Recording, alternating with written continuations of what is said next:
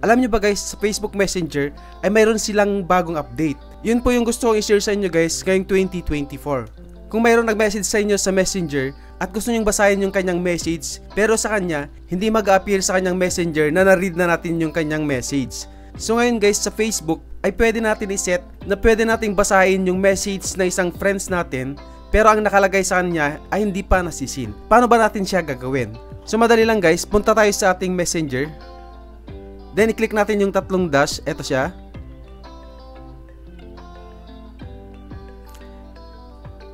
Then click natin yung setting.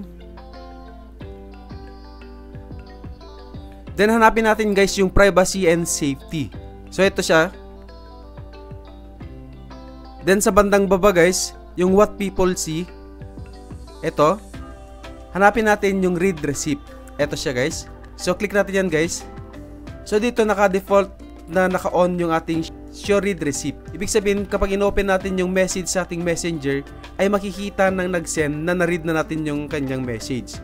Pero paano naman guys, gusto natin basahin yung kanyang message pero sa kanya hindi mag-appear na na-read na natin yung kanyang message. Para magawa natin yun guys, kailangan natin i-off to.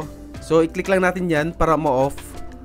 Ayan, so na-off na natin. Then back tayo guys. So ngayon naman guys, i-open natin yung Messenger. So ngayon naman guys, para matry natin, mag-open tayo ng isang Messenger. Ayun guys, gumamit tayo ng isang cellphone. Dito nakalagin yung ating Messenger.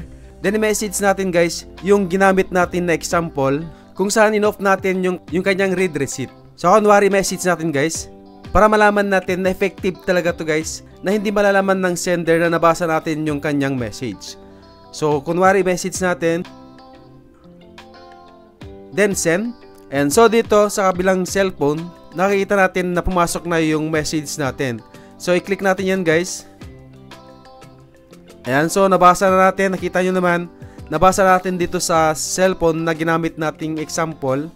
So nabasa na natin dito sa Messenger kung saan yung ginamit natin na example na in-off natin yung read receipt. Pero dito sa isang Messenger guys, yung nag-send, hindi niya nakikita na na-read na pala yung message. Ang nakalagay pa lang dito, check. So ibig sabihin hindi pa niya na-send. Pero may nakalagay naman dito, delivered. Ibig sabihin na-send na pero hindi pa nasisin ng message natin. Halimbawa i-try natin na i-off guys. Punta ulit tayo sa privacy and safety. Then hanapin natin yung read receipts. So click natin yan. Then i-on natin. Ayan. Then back tayo sa Messenger. Then mag-message tayo ulit guys.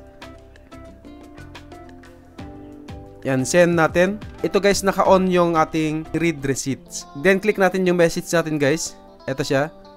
Napansin natin, nakalagay na dito na nakita na ni receiver yung ating message. Ayun guys, sana may natutunan kayo sa ating tutorial about dito sa Messenger read receipt. For more videos, please follow, like, and share. God bless!